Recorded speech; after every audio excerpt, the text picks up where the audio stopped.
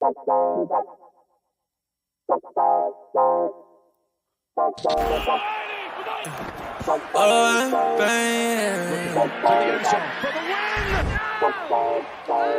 what the fuck? Whoa! Yeah.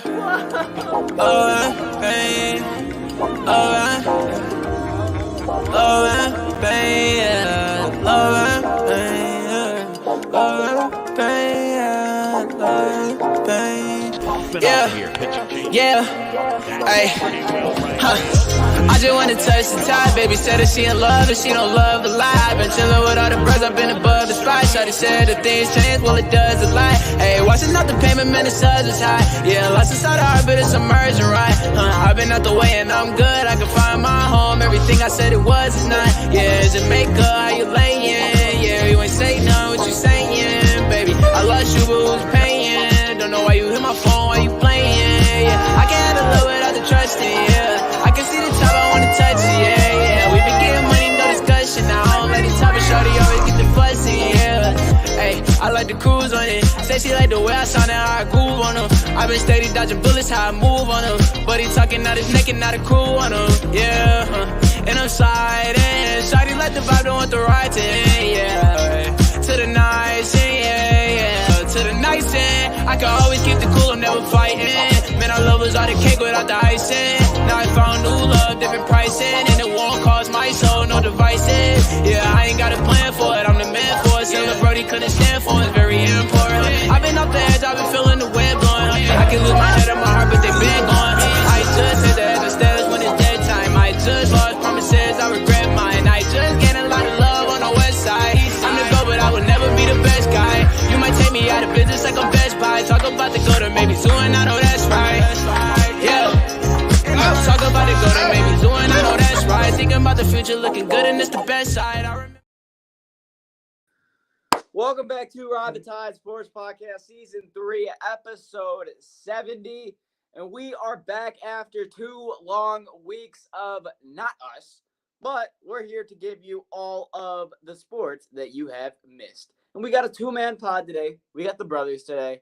We got McDilly and we got Tyco because the Wanderer has a carpentry test, and Luke is asleep. But you still have the 2 brothers, and I mean, that's really all you need for all the news that's going on in the last 2 weeks of sports. Yeah, so we're assuming Luke's asleep, I guess. I mean, I don't know. Well, normally... when you can't get a hold of him, you're not really sure. He could be doing, honestly, like a million different things and be like, yeah, I was coming. You guys just... I didn't have time to text back. Or, you have no idea what he's doing. But he could be also I'm not gonna lie, sleeping. you want me to be honest, Tyler? I think Luke woke up.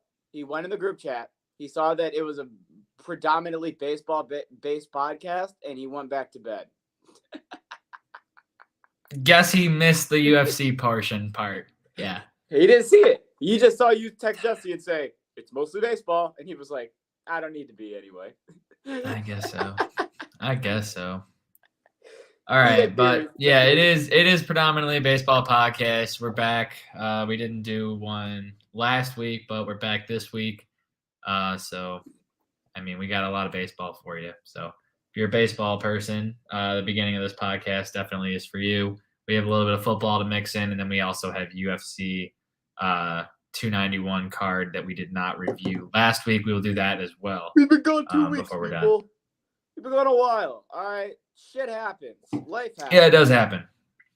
But but the good thing is that let's get it started, Dylan. Let's get it started. Let's get it started.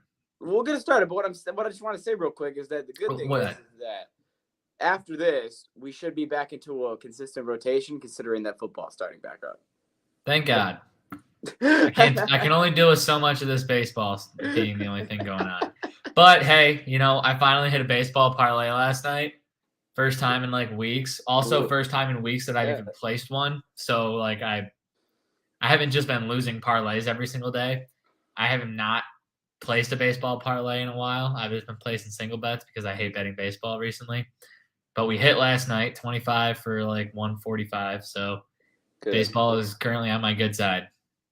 I don't think I'll touch it today now. I was going to say, it will last a day, max. Maybe I'll bet a Nerfy. We'll see. We'll see. You like baseball until baseball decides it doesn't like you.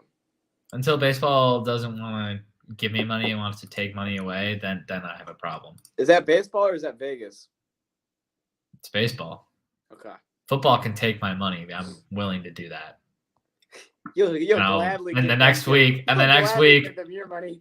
the next week, I will dive right back in, and with maybe even a little more money. You never know. That is true. It takes a while to get you like, Tyler, come on, give up the money for the baseball bet. When it comes to football, he's like, shit, how much you want? You want 20, 50, 100? It's like, yeah, when baseball playoffs come on, I'm not like, oh man, I gotta bet, every game, every night. It's like, nah, I'll make a pick for the Dodgers to win the World Series, and then for one other team to win the World Series. And then that's it. Yeah. I'm not going to bet every baseball game, but hey, I'll bet every single football game all year. That's true. But I will not dive into the depths of, like, bad college football bets. Well. Like, 2 bad teams. Well. Like, I'm not going to be betting on New Mexico at 11 o'clock at night. Well, let's just say there might be a lot more of that this year because your boy's going to be following all of it. Yeah, but you still can't bet, so, like, no one's going to be betting on it. Yeah, but let's just say the best game that I watched last year was with, 2 of the worst teams in the league, and that was Colorado State. I'll continue to talk about it. Okay, well, Colorado's different this year. But what I'm saying is that sometimes Dylan, you just watch horrible football. Sometimes you just watch horrible football is what you're saying. And sometimes football. You're entertained by horrible football. Correct. Exactly. All right. I've had MLB on the screen now for a minute, and we've been just talking about how excited we are for something other than MLB to be on. All right. I've enjoyed the baseball, but I also know that it's – how do I describe this? I feel like I'm in a chamber. And I'm watching everybody in the outside world, and like they're in a zombie apocalypse and they're all dying, and I'm chilling. I'm in my chamber. I got my food. I got my drinks. Like I'm perfectly fine, and I'm just watching. Like now, like right now, the past couple of weeks is like the time of year where all the wives and girlfriends get their boyfriends and husbands to watch all the shows that they won't watch with them because they know that in 2 weeks they're gonna lose them for 7 months. Yeah. Well, I mean, time to get it in now because baseball is the only thing on. You can get them away from the TV. Yeah. And that's all right. All right. Let's get into the MLB trade deadline because it happened about a week and a half ago and still haven't been able to talk about it. So, first trade that I want to get into is Jordan Montgomery traded over to the Texas Rangers. The Rangers are winning now. It is very essential, and they already have one of the better bullpens in the MLB before the MLB trade deadline, even with Jacob deGrom being out for the rest of the year. But they add Jordan Montgomery, they add Max Scherzer, they add pitching depth over to this rotation that honestly they didn't even need, but now that it's added on top of it, it should help them even more. I mean, they're already pretty obvious contenders for the AL West to easily win that division. And now I think that this is going to kind of put the nail in that coffin for them. And also, Jordan Hicks from the St. Louis Cardinals got traded over to the Toronto Blue Jays. And the biggest thing that I see from this is that St. Louis is selling. St. Louis has been a team that has every year they don't want to essentially go into the rebuild because they assume that they can work with what they got. And a lot of the times they do have a core piece here and there that they can work off of, build off of, and will keep them from hitting that rebuild button. But this is kind of the first year that they're really just fully into it. I mean, they got Arenado and Goldschmidt, who are their only 2 hitters. And then their pitching staff has essentially just been gone. Jordan Montgomery, Jordan Hicks, and then another name that we'll get into in a minute. They've all been traded from St. Louis. So the Cardinals are completely selling. The Cardinals are completely combusting. And I'm not going to lie, I'm not happy to see it. But at the same time, I've never seen it from them before. So it's interesting. That's probably the best way I can put it. Next trade that we have, a little bit of a smaller trade, but I think it might be, in my opinion, good long term, but we'll find out. We have the Rockies, and we have the Angels. I just talked about that trade, Tyler, just so you know. I don't know if you are behind, but I did just talk about the Jordan Hicks trade. So we have the Colorado Rockies and the Los Angeles Angels. Here is the trade. C.J. Cron, Randall Grichuk, and cash considerations are being sent over to the Angels for left-handed pitcher Mason Albright and Jake Madden. Now, I know Jake Madden as the prospect. I don't know who Mason Albright is. I'm not going to fucking lie to you. And them getting sent over to Colorado isn't going to do anything. The main thing I want to talk about here is C.J. Cron, who, if he stays healthy, will put up 20 homers in a season, going over to the original team that he got his jump on, which was the Angels before he went over to Minnesota, then Detroit, and the Rockies, now back to the Angels. So I think C.J. Cron being over here is going to be a good fit. I think Randall Grichuk being on the Angels is going to be a good fit. The only reason why I'm not as confident and as excited about this as I was at first is because since they've acquired them, they've been 1-8. So I can't really sit here and hype them up too much because they've been playing like shit since the trade. But Angels are going to Angel. I'm mad Jesse's not here because I'm going to talk so much shit about the Angels. All right. Next trade we have is the Arizona Diamondbacks and the Seattle Mariners. See that? 1-8 since the deadline. It's almost like they're fucking ass cheeks. D-backs 0-7. Jesse and Luke, you know what you're fucking doing. All right? You're avoiding the smoke. There's two teams there. There's a reason. I think there's a reason a couple people skipped out on today's podcast. They were like, oh, we're talking baseball only? Yikes. My team's not doing good. Don't want to talk baseball. Yeah, Jesse didn't want to hear about his boys, and neither did Luke. And honestly, I don't blame him. Paul Sewald, closing pitcher for the Seattle Mariners, traded over to the Arizona Diamondbacks. Paul Sewald was essentially the main closer until this year when they had the rookie come in, and then he made the All-Star game. And I'm talking about George Kirby, and everybody likes him. But now Paul Sewald is getting traded over to the Arizona Diamondbacks. The Arizona Diamondbacks, who have been known for having a weird offense and a weird bullpen, because sometimes it's the best in the league and sometimes it's the worst in the league, and they don't have an in-between, gets acquired over to the D-backs. I think that overall this should be a good move. This should be a good trade. He hasn't played bad this year, and I don't think Arizona's had a bad back of the bullpen. So, yeah, I'm going to take this as a W for them. Weird that Seattle was selling, but at the same time, I saw his contract, and it made a lot more sense to me. But that was the trade. Next one. This one is a little bit interesting. So, G-Man Choi and Rich Hill, who are both on the Pirates, and the Pirates are kind of in a Detroit Tigers situation where they're 7.5 games out of the division, but they're not a very good team, traded to the Padres, and the Padres were not any team that anyone was expecting to be buying because, if anything, we thought they were going to be selling. We thought they were the team with the contracts. They were the team that was trying to win, and they're not winning. They're still under 500. They're still fourth in the division, and they're still playing bad baseball. But they're still trying to win. They picked up Rich Hill, who at this point, I'm pretty sure is on his 13th team at 38 years old. So I don't think he'll do a whole lot. But you get G-Man, who will go over there. He'll light up 14 homers. He'll give you 15 or 50 RBIs on the back half of the year. And he'll play first base and National League DH for you. So congrats to the Padres, but very interesting that they're still buying. I just thought don't think that this is going to make a difference. I just think it's weird that they decided to buy, but at the same time, I mean, I can't really fault them for wanting to win. They're kind of in a situation where if they don't buy, the fans are going to be pissed, and if they sell, they're going to be like, really? We didn't even win anything. Right, like what do we buy all that for? Exactly. Yeah. So they're kind of in a tough spot with the fact that that's true. With what they had, they did not produce as many wins as they thought they'd have at this point in the year. That's very true. All right, next trade. And honestly, I want your thoughts on this, Tyler, even though I know you're not a baseball connoisseur. So Justin Verlander got traded over to the Mets, and he had 7 total starts. He had 4 wins, 3 losses. He didn't do bad. He didn't do good. He really didn't do shit, if you want me to be completely honest with you.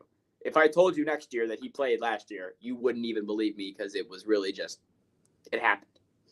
He gets traded back over to Houston, the team that he originally got traded from in his first trade of the year with Detroit, winning his Cy Young, winning his fake World Series and his real World Series ring over with the Houston Astros. And on top of it, the Mets got to continue to pay $40 million of his contract. And before you comment on this, Tyler, I also want you to know the Mets are paying $40 million of Verlander's contract and $50 million of Scherzer's contract that they both signed in the offseason, and now both are back on division rivals. The Mets are a god-awful franchise. I don't even think it's them being unlucky at this point. I think they're just mismanaged all the time. Yeah, that was your fault. You did that. We watched you do it. Honestly, I mean, seeing Verlander go back to Houston is not a huge shock to me. Houston kind of is doing the same thing that the Dodgers are doing, where they were like, yeah, you know what, this worked, plug that back in. Oh, this worked, they don't want you, plug that back in. It's kind of what Houston was like, yeah, you know what, Verlander, you're better on our team anyways, so we're just going to bring you back. And, oh, wait, the Astros won 10-3 last night with Verlander pitching? Yeah. Verlander's back on the right team. How do you feel about that the Mets are paying $90 million for their 2 aces? Bro, like I said, the Mets are mismanaged. The Mets are stupid. The Mets still pay that one guy that doesn't play for them. Yeah, that's the best part. It's still the same team. That's the same team. So, you know what I mean? It's hard when you're trying to give out all these giant contracts just to try to be better than the New York Yankees, and the Yankees are god-awful this year, and you're still not better than the New York Yankees. The Yankees are in last place, and you're still not worse. Yeah, you're still not better than the Yankees. The Yankees are in last place in their division. Figure it out. What's crazy? The Yankees are in last in their division. You're in 4th in their division, and you're 20 games worse than them. God awful. Oh, man. Final player that I wanted to mention, as I said, the Cardinals, their pitching staff, they're just sending that bitch out the door. Final player that they got rid of was their best pitcher that they still had remaining, and that was Jack Flaherty. Jack Flaherty, who is a former 2-time All-Star. Also, fun fact, Jack Flaherty is who I saw when I went to Milwaukee to watch the Brewers play last year. Just a random fact.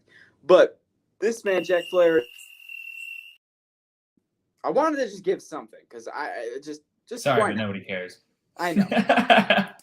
He normally is. Sorry, I'm drinking my Vernors and it caught up with me.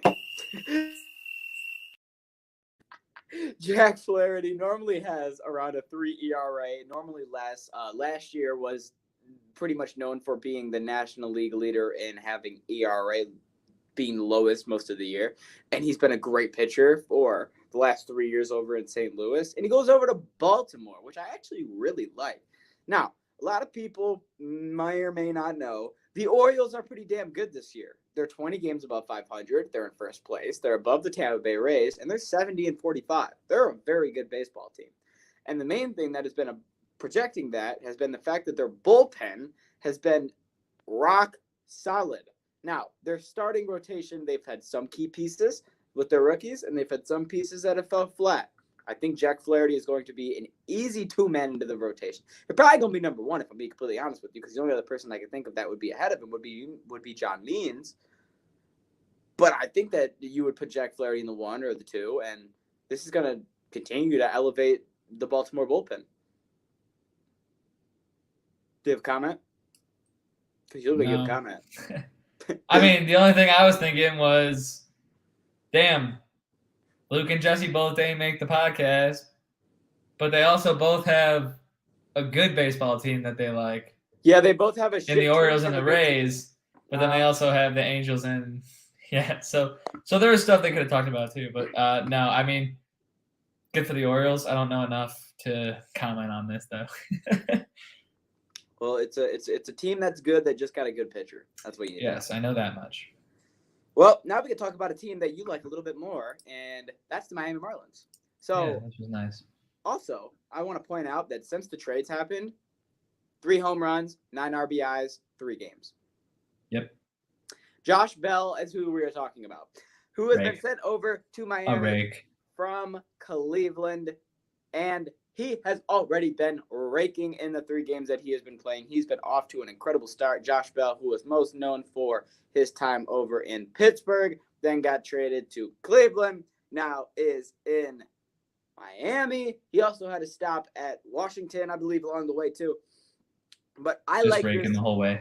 I like this because he's a power bat. He's a consistent power bat. He has, ever since the DH has gone into the National League, I always thought of him being one of those guys who, okay, he's going to be an easy DH guy for the NL. And I watched him do it for the Nationals, and now I'm going to watch him do it, and have been watching him do it for Miami.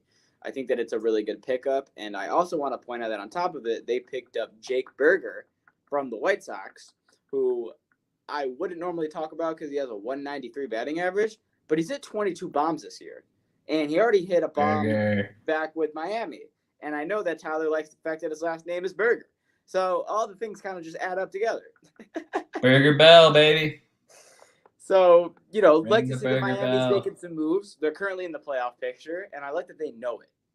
That's the main thing. They know they're in the playoff picture. They didn't do something stupid like the Padres. Exactly. And they said we're going to continue to build on that. Next thing we have, and this is just unfortunate, Liam Hendriks, who finally just came back after battling leukemia, has to go Tommy John. God damn it. I'm not going to lie. Now, the fact that he is on the White Sox and they just traded their entire fucking team helps this, because nobody is going to be rushing for Liam Hendriks to come back out on the mound for any other reason other than to watch somebody play that's good at baseball. Well, they have Luis Robert, but that's literally it. I mean, I would say Tim Anderson, but God knows where his brain is at now. We'll get to that. So Liam Hendriks is out for at least until 2025. I think by the time he comes back, there's no way in hell he still wants to be in the White Sox organization. So here's what I'm saying. 2 things are going to happen. All right. Either his career is done, and I hate to say it because he's one of the best closers, but you can't go through being out over a year with leukemia, coming back, pitching. He didn't pitch. I don't want to say he pitched a lot worse, but he definitely didn't pitch like the Liam Hendriks that we saw the last couple of years. Now he's going to be out another year. That's tough. It worries me that he's not going to be good. But on the other hand, he's getting robot surgery. So robot could have fucking fucked his up his arm on purpose. That's what I'm saying, baby. You know what? Since I've been back, something's not been right. There's only one way to fix it. That's go to robo mode. And I can't really argue with him if that's what he wanted to do. But being out 12 to 14 months because of that is pretty risky play. Yeah. But that's a guy that has already been through some shit, and the team is going to be pretty bad. Yeah, he goes. There's another situation, though, where the guy has thrown a no-hitter this year. Yeah, this guy is. And now he hit the peak so fast, and now is just falling down the mountain. You know how he threw that no-hitter, Tyler?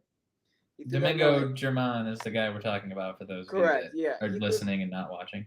He threw that no-hitter like the Mexican guy in Benchwarmers. Yeah. He looked at him with here and gone. Outs. He looked at him with 2 outs in the 9th, and he said, "I'm going to kill your family." He didn't give a fuck, bro. And at the same time, after he got the no-hitter, I remember being the first thing I said is, it couldn't have happened to a shittier human. He can no-hit and I know this might catch me a little bit of flack, but he can no-hit an MLB team, but he can't no-hit his wife. Whoa. I mean, all right, let's talk about this. It's true. Explain what happened. We haven't even explained what happened yet. You're already talking about stuff. Who has already gotten a no-hitter this year, has been placed on the restricted list for alcohol abuse treatment. The problem is Domingo Germán has voluntarily submitted to the treatment that he has been an alcohol abuser so far this year. He will be on the restricted list for the remainder of the season. And Domingo also revealed that he has been drinking like this for the past month. And you might go, wait a minute. But a month ago, he got his no-hitter against the A's. No, he couldn't have. Did he? I think he might have. Yes, he did. I'm pretty damn sure that I can 90% confirm that Domingo Germán threw the first non-sober no-hitter in MLB. Potentially. We are pretty if he sure. was boozing before the game, this is possible. We are pretty sure if he said for the last month, and it was 3.5 weeks ago. So it's very possible. Very, very possible. And now Domingo is back in hot water, and the fact that this man is the man that was getting all that hype for the no-hitter or the perfect game, you just hate to see. But the good thing is we have 2 no-hitters that can absolutely replace him this week alone that we can get into right now. And you'll never even remember that he had it. So, first off, Framber Valdez threw a no-hitter, the first left-handed pitcher to throw a no-hitter in 10 years. Just thought that was a very weird stat that I wasn't expecting, but it's very true. Now, do we hate the Astros? Yes. Fuck the Astros. Am I happy for Framber? Yes. Framber didn't do any cheating. He didn't use any trash cans, and he went 9 innings, and he threw a no-hitter. And I'll give him all the credit in the world. No cheating that we've heard of yet. So far. But God help me if that shit comes out. Might have to go rewatch the whole game. Pay attention to some things. Dude, I wouldn't ever be able to watch another fucking Astros game. I just wouldn't be able to. Because I would just in the back of my head be like, I don't believe you guys are actually winning. It's always a lie. It's always a lie. Always a lie. And then the next thing we have to get into is a more depressing one for us. Once you leave the city of Detroit, good things are coming. And it took 2 starts for Michael Lorenzen to experience that. And by that, I mean his first You're welcome, start, Michael. Have fun the rest of your bajillion-dollar career because you're going to be great. Michael Lorenzen goes over to the Phillies. In his first start, he has the longest start of his career, going 8 innings, allowing 3 hits, and having a great start. His second start, he does even better by going 9 innings with no hits and throws a no-hitter. And I also just want to point out that the game from the Phillies, Michael Lorenzen's no-hitter, might have been one of the best overall baseball games I've ever seen for a single team, just in terms of moments. So they start the game with Nick Castellanos hitting 2 homers that game. He hits his 199th career homer and his 200th career homer. His wife and his son are there, and it's a whole thing. It's a moment, and it's great. Then you have the minor league baseball player for the Philadelphia Phillies who has been in the minors for 8 years, who is in his 30s and is finally getting his MLB start. 28, thank you. Finally getting his MLB start, and he goes yard in his first career at bat. So this is already like a crazy storybook type of game. And then to finish it off, Michael Lorenzen gets the no-hitter. I'm like, did Philly just play a perfect baseball game? I think they did. I think I just watched I think so. I think Philadelphia as a city orchestrated the perfect day for baseball. Correct. I that's exactly what happened. And I'm not a big Philly guy, but congrats to you guys for that, because that's hard to do. But also, fuck Philly. Same time. That's from you, not from us. Right. Sorry. Fuck Philly at the same time. I was going to say, that isn't from the pod. That's from your soul. I'll speak for me, Jesse, and Luke on that one. Yeah, that's true. No one, they don't. I can't say they like it, so you're not wrong. Arizona's 0-7 since the trade deadline. I really only put this in here to make fun of Luke, and he's not here, so it kind of. And we did already talk about it. Kind of diminishes the whole purpose. We already talked about this as well. Fuck you, Luke. Let's make fun of you. All right. So the Make Tampa fun of Bay the Rays. It's the same Tampa Bay fucking Rays- thing. That's true. I can make fun of them too. The Tampa Bay Rays, who at the beginning of the year, I was hyping up having the best bullpen in the MLB, and that is still a true fact. They just have 4 of their starting pitchers out of the year. So Jeffrey Springs got Tommy John surgery, and that was the one that we knew in the beginning of the year that we talked about. Since then, Drew Rasmussen, right flexor strain, is expected to return in the mid-season of next year. Shane Baz, Tommy John surgery, is expected to return next year. And then their ace, Shane McClanahan, has left forearm tightness, and they are starting to say that there's a good chance that he might not pitch for the rest of the year. So this Tampa Bay team that was essentially just relying on getting 3-4 runs a game because their pitching staff was pretty damn good has now just completely turned a corner, and now they have to rely on that offense to spark up pretty heavily towards the back end of the year to be a playoff-heavy team. Now, this isn't me saying that they're no longer a contender. What I'm saying is their road to the World Series just got a lot more difficult. So I would be worried if I'm the Rays, especially at the deadline when you guys sat there and said, we don't need to make a move. And everyone was like, are you sure? And you were like, oh, I'm sure. We don't need a batter. We don't need a pitcher. Players get injured, but we got the backups. And everyone was like, okay, you do you, Tampa Bay. We're going to find out if that is going to pay off. And we're going to find out, honestly, very shortly. Next thing that we have is Shohei Ohtani making history. It must be another fucking day ending in Y. He's the first player in MLB history to hit 40 home runs and reach 10 wins in a season while pitching. He's got 10 pitching wins and 40 home runs. He's not human. Somebody fucking take his brain and figure out how he can do the things that he can do as a human, because it's not possible. That's all I really have to say. All right. Final things here for baseball. And it's my Blue Jays. So, Jose Bautista, who is most notable for having one of the greatest, if not the greatest bat flip in the history of the world, is signing a 1-day contract with the Blue Jays so that he can retire with the city of Toronto. You'd love to see things like this. You see this all the time in the world of sports. Retire where you want to retire where you want to retire, and retire where the fans want you to retire. And that's exactly what Jose Bautista is doing. And then on top of it, they said, well, if we need to make room and get him on the roster for a 1-day deal, let's just send Manoah down. Oh, jeez. If that was why, that'd be so funny. And Manoah, we want Bautista up for his 1-day deal for Manoah. I know that isn't the truth, but God, I just keep telling myself that is what happened. To put him to AAA. And Manoah's back down. And you want me to be completely honest with you, Tyler? I hope he stays there. Fair enough. Keep playing this game. Fair enough, man. I can't keep playing this game of rooting for him, and then he comes back, and then he gives up 6 runs, and then I'm like, oh, no, he's just playing games. He's playing games with the fans' emotional strings, man. Just pulling them. It's a big game to him, and it's real life to me. Damn it! God damn it, Alex! You fat Be fuck. better, Alex. Everybody's expecting more from you. We just need you to be better. All right, but that is all the baseball that we have. So now we can roll into the pigskin.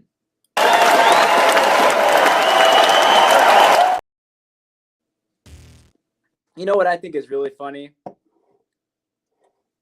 I think that in Charlie Brown, when she kept removing the football and he kept falling on his ass, that shit was hilarious.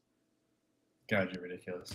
What's going on, guys? Tyco here, taking a quick break in the action to tell you about sixpackcoverage.com. You can go on there and check out all your favorite sports, finance, food and travel, fitness, and entertainment podcasts. They've got it all on there, as well as content from all of your favorite colleges, with more on the way and more added every day. So make sure you check that out, as well as the merchandise tab. Be sure to get all of your six-pack coverage gear at the merch tab there with the hats, flags, all that good stuff. Make sure you guys check it out today, sixpackcoverage.com. Sports bettors, you need to download Sharps, the better social network. With Sharps mobile app, you can tailor your friends' bets with one click. See a bet you like? Just click the whale tail icon and boom, it will open in your corresponding sportsbook. Sharps securely connects to major sportsbooks like FanDuel, MGM, Caesars, and more, so you can not only track your bets, but share your bets in creative ways. So gather the degens, download Sharps for free, and join our fast-growing sports betting community. All right, time to get into some NFL. Keeping it local with the first thing we have here, the Lions. After anyone that watched first throw of the preseason coming from the Lions yesterday, it was a first throw, first interception of the year for Nate Sudfeld. Lions showed you immediately why they signed quarterback Teddy Bridgewater to back up Jared Goff. So next year, if Teddy Bridgewater stayed, you'd have 3 solid quarterbacks on the Detroit Lions, which obviously Teddy's a 1-year deal. So it's just, he's kind of holding the place for Hendon Hooker. Nate Sudfeld, you're kind of going to be see you later, buddy. You're going to be quarterback 3 this year. Yeah, he's not going to be nothing. No. But I think this is a good move. Teddy, he's good when he comes in as a backup, although the last couple times he's come in as a backup, he immediately gets taken out of the game because he gets a concussion. So hopefully, if he is needed, that does not happen, but hopefully he's not needed. No, you know what I like about Teddy, and it's the same thing that also gets him injured, is how ballsy he is. He is ballsy. Stupid shit. Like, do you remember that dive he did in Miami to get that first down? Like, he just does stuff that you're just like, that's a quarterback. You're just like, You're going to get yourself hurt, but he's still. Especially when you continuously get hurt, maybe you should stop doing those types of things. But at the same time, I also like that. That's how you play. I also like that in a quarterback because he'll take those risks. He'll be ballsy, and he'll be like, you know what? I'm going to get us this first down. Will you have me the rest of the game? No, because I'm seeing for you, coach, but you're going to get the first down. Yeah. I like that. We're seeing into the future. I like that guy. And what we're basically going to do is we're going to just take Hendon Hooker, and next year will be his rookie year. He's hurt this year, so he can't do anything anyway. So we'll treat next year when Teddy's gone like his rookie year. Next year's his rookie year. If Jared Goff doesn't have an extension, then it's his last year of Jared's contract and his Hooker's rookie year. So then you get later in the year, Jared fucks up one game, you throw Hendon in, Hendon lights it up, and then Jared doesn't have a job. Correct. It's very simple. It's very, very simple. It just all has to work out exactly that way in order for it to be as simple as it could be. But time will tell, and until then, it's simple, but it's wait and detailed. See. Yeah, there's when there's a little bit too much detail in there, it's no longer simple. But right now, I think that's enough to say it's simple. Next up, we have the Jacksonville Jaguars. Jacksonville Jaguars, $120 million headquarters, has urinals that test the players' piss for hydration levels and can tell them if they're hydrated or not. So this is the best. So is this too much? So if you pee in a urinal and it lights back green, you're good. If you pee and it comes back blue, that means you need more water. It means like, hey man, you're not as hydrated as you should be. And this is my favorite part. The Jaguars said if it comes back red, you need to go to the coach's office immediately. Oh my God. Meaning if that bitch comes back red, you are like, there's something in your system that clearly should not be in your system. Which I just think it would be so funny if you're just nonchalantly peeing one day and you're just not thinking anything of it and it's red. You're like, red. Wait, I swear, like you're freaking out and they're it's like, just like red alert. You're like, oh, what the fuck? Rogers, please report to the coaches. And you're like, no, shit, this doesn't happen. I don't know how I feel as a player knowing that this is a thing. I'd use my bathrooms at home. I don't think I don't gotta pee. How do you feel about this, Ty? This is weird. This is too far.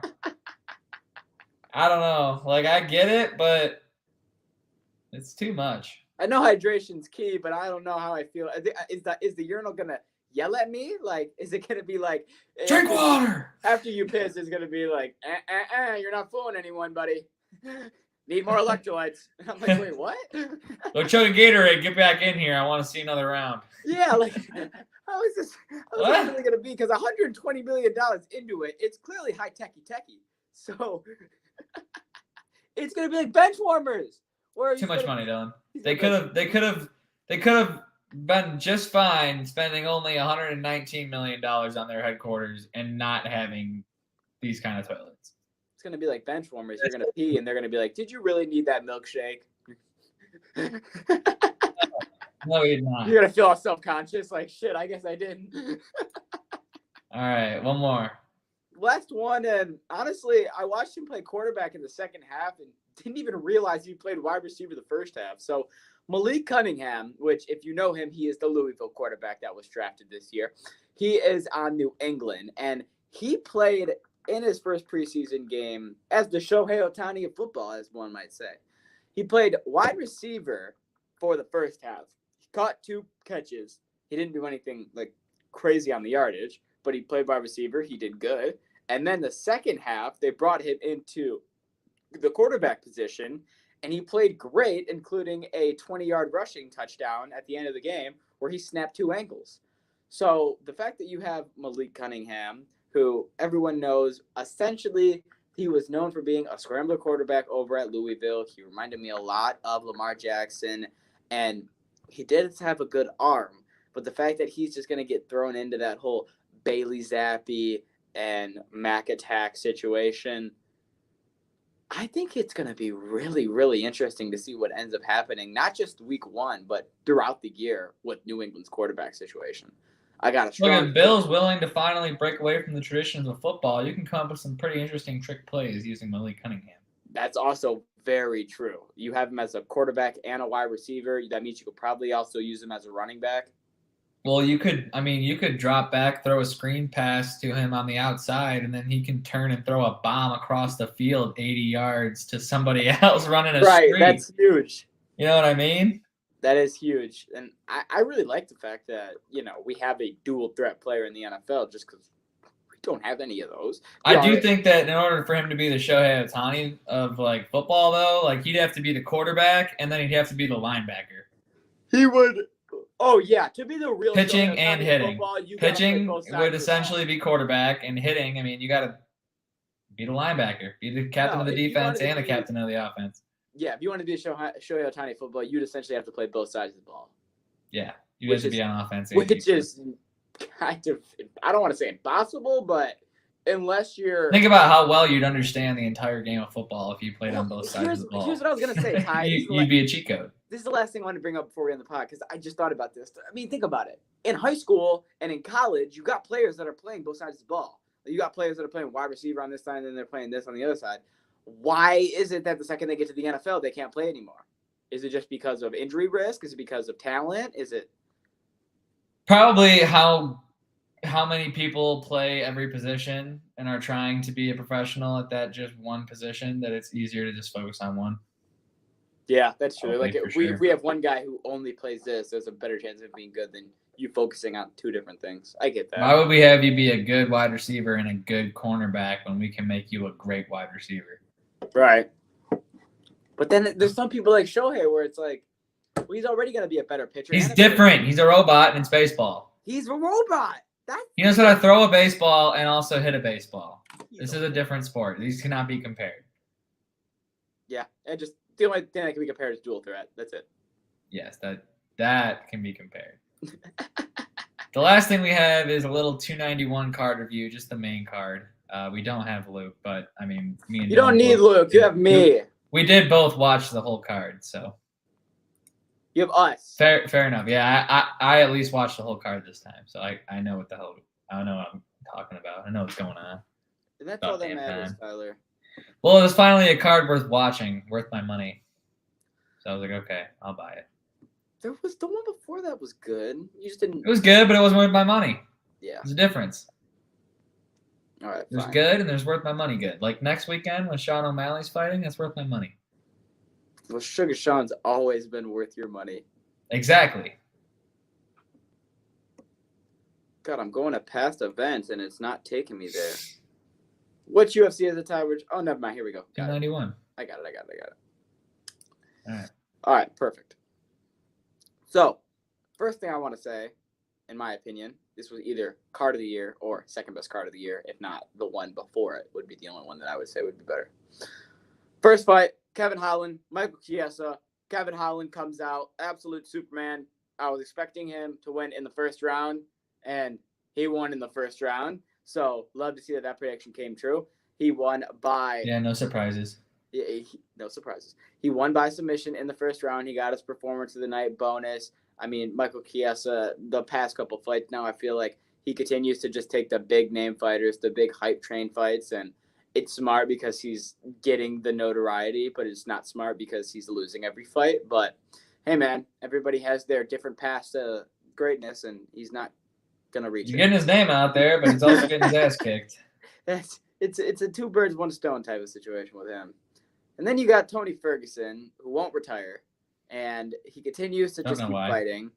And then Bobby Green said, well, I'll fight anyone, any age, anywhere. That's what I do. He's essentially a street fighter. That's how I just look at Bobby Green.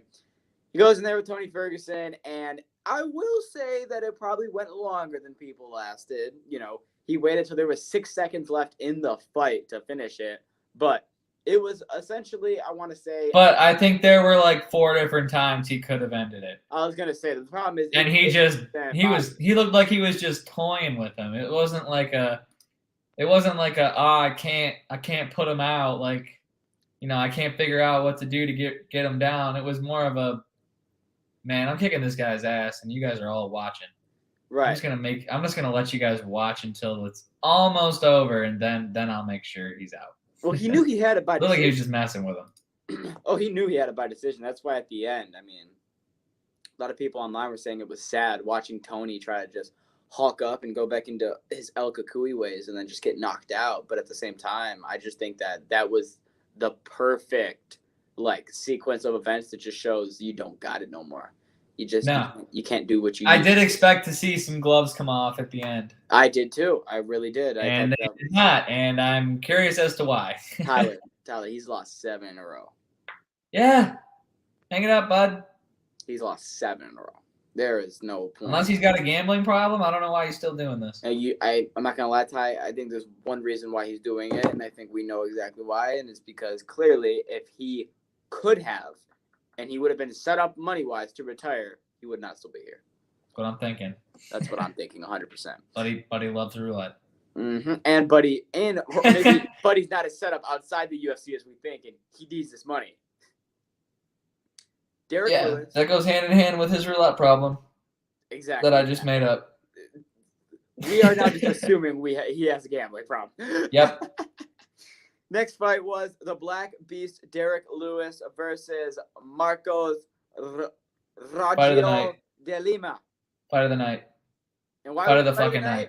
Because fight of the goddamn night. Because Derek Lewis comes flying across the fucking ring with a flying knee, comes up after the fight, says, yeah, I wasn't even planning on doing a flying knee. Right before the fight happened, I was like, what if I did some crazy shit? What if I just did a flying knee? Nobody would expect This man said in his interview, right before the fight happened, he said, what if I did some crazy shit? And then goes with a flying knee and then just hops on top of him and ends it by technical knockout.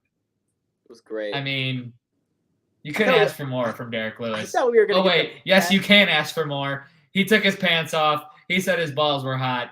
And then he gave you another stellar post-fight interview because that's just what Derek Lewis does.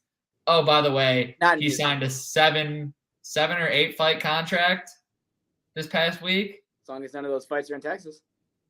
So, look, regardless, you get Derek Lewis for at least 7 more fights in the UFC. One of my favorite fighters. So, you know how I am. If he's not in Texas, anyone. He's my favorite. If he's in Texas, anyone. He's not. And I won money. So, we love Derek Lewis. I mean, I thought he was going to get the fastest knockout in history, if I'm being honest. I thought he was pretty damn close. Immediately, he would have, because it would have been 3 seconds. But yeah, he didn't go out. Can you imagine that? Yeah, Derek Lewis doing what? If I told you that the fastest knockout in UFC history was a flying knee, and I gave you 10 guesses as to who was the person that pulled it off, you wouldn't get it. You'd be here for hours. You'd never guess that it would be Derek Lewis. Unless he was your first guess, because you're fucking with me.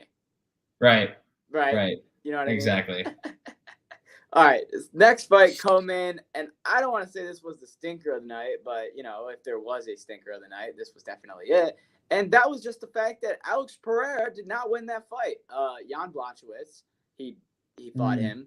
And sadly, he did, though. Jan Blachowicz beat him. To tell you. And we watched the entire fight. And by we, I mean me, Luke, Tyler, Jesse, everybody on this podcast, we all agreed as a group that Pereira won this shit. I mean, Pereira lost this shit. Jan won. Even Tyler, who had Pereira, was like, yeah, Pereira did not win. I did think that he was going to lose. Yeah, exactly. You know what I mean? Because when it came to the decision, I thought he was going to lose. Rounds 2 and rounds 3. I mean, he beat him. He beat him statistically on the strikes. He beat him on the time attack, and he beat him on the takedowns. But look, if there's anyone that you can be mad at other than the judges, it's the fighter. Because when the fight was over, Pereira put his hands up and walked back to his corner. What did Jan do? Sit on the ground, huffing and puffing against the cage. Like, lean back, like... And he didn't get up, didn't put his hands up. He didn't act like he won. He looked like he lost. But that's not the reason he lost. It didn't help. Yeah, I agree. It didn't help, but that is not the reason. It doesn't help. And you know why I'm not crazy for saying that? Because Israel Adesanya fucking tweeted the same fucking thing. He said Pereira did what you're supposed to do when the fight is over, regardless of whether or not you win or you lose. You get up and you put your hands up. I don't blame him for doing that, but that's just part of it. It's part of the game. I get that, Tyler. You look defeated. I get that, Tyler, but Jan pieced him. And you know what? He lost. And it's over. He got more takedowns, he got more time on attack, and he got more strikes. What's the point of that? What are we grading? What are we judging? I don't know. I'm not the judge, but he lost the fight. I don't know. Exactly. We don't even know what we're... I don't know what is judged anymore. Like, that's what I'm saying. Based on watching the fight, it looked like he was losing most of the fight. Yeah, but when the fight was over, if you didn't watch any of the fight, you would have thought that he lost. You would have thought that people, they did watch the fight. And if you didn't watch any of it, that you didn't care. What you're failing to understand what I'm saying. If you didn't watch the fight, then why do you care in the outcome? The outcome clearly mattered.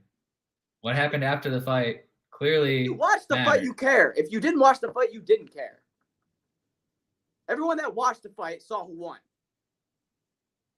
Yeah. They put up Pereira's hand. Pereira won the fight. Yeah, correct. So they'll probably run that back with Jan and Pereira because this is now twice that Jan has been robbed on back-to-back main events. And honestly, as a Polish guy, rooting for my Polish guy, I hate that we keep getting robbed.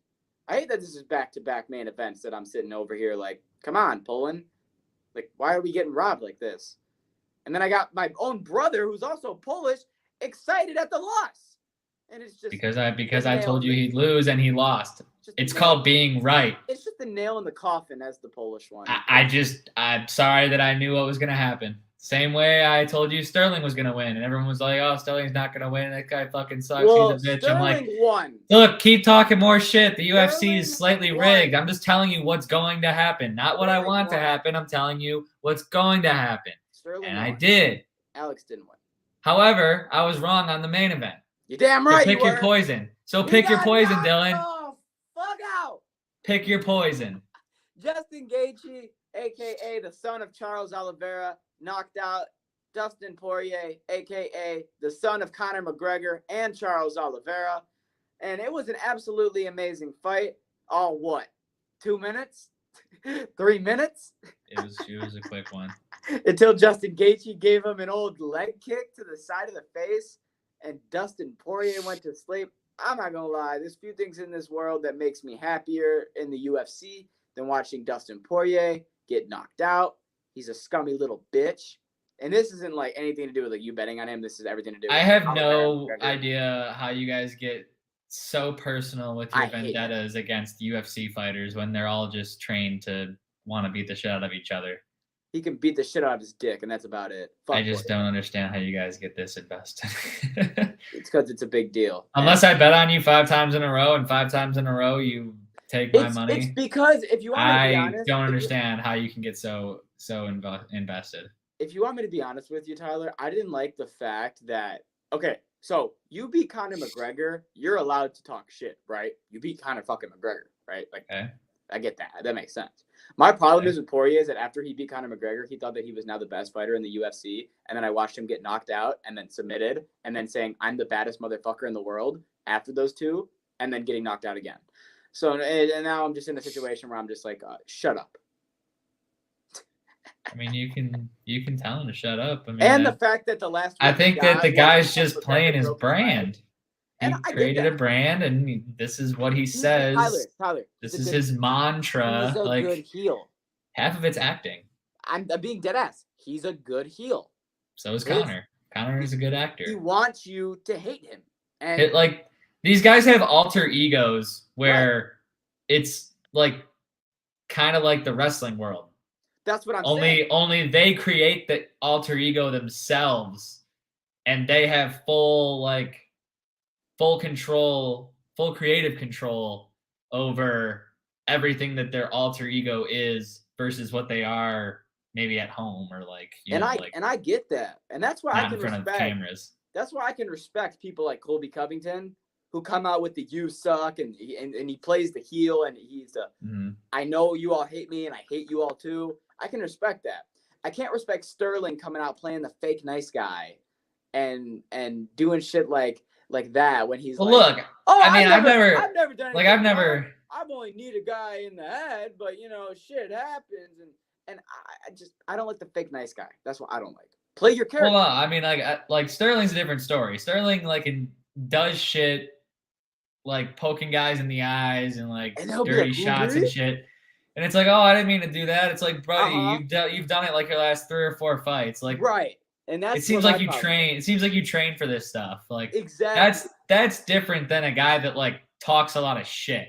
That's true. If you're a dirty fighter, yeah, I don't respect that because I'm trying to watch high quality, the best fighting that's around, best fighting available. Right. But I'm not getting that. All I'm getting is, and he nut shots him, and we're waiting another 2.5 minutes to see, if the ref's gonna let him keep going or some bullshit like that. Yeah. Then I'll lose respect for a fighter. But because when 2 guys are going at it back and forth, sure, I'd probably like one guy more than the other. But I'm not gonna hate you because you're talking shit about the guy that I think's gonna win. No, I don't dislike you for that. In fact, you're just trying to sell tickets. That's the fight game, but also, that's what gets UFC fans so invested. Also, we got Justin here. Let's go, boys. Justin What D. up? West here. Hey, thanks for joining us on Saturday morning. Getting close to wrapping it up here, but what? I just said we appreciate that. Oh, we do appreciate that. Getting ready to wrap it up here, but had to finish the UFC 291 card review. Justin, I don't know if you watched any of that Derek Lewis fight. That's a hell of a fight. Health. But other than that, that wraps up UFC 291. That wraps up the NFL. That also wraps up all of Dylan's baseball with the trades. And I did what I can. Yeah, Dylan did his best. So, but here's what you need to know, okay? And this is very important, people. This is very important. Next pod, next Saturday, football is back because college football will be kicking off not this Friday, but the next Friday, which means that next Saturday will be less than a week for college football, which means we will officially be back onto picks, onto everything you need to know regarding the world of football. And I know that I speak for all 4 of us when I say we are fucking ready. So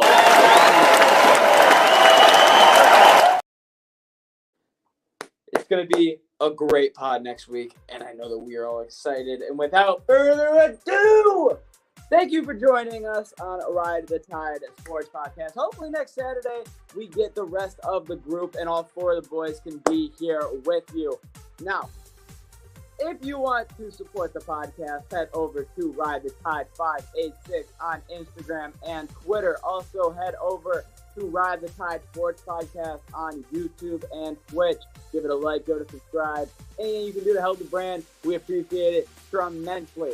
If you want any other podcasts, that be sports, that be life, that be fitness, that be food, whatever it is, head over to Six Pack Coverage. They're going to give you all that you need. And if you want to continue betting on the football season, college football's coming up, NFL's coming up, MLB is currently in play. Make sure you download the Sharps betting app over on the App Store so you can place all your bets. We will see you next Saturday. I'm McDilly. Have a great weekend. Peace!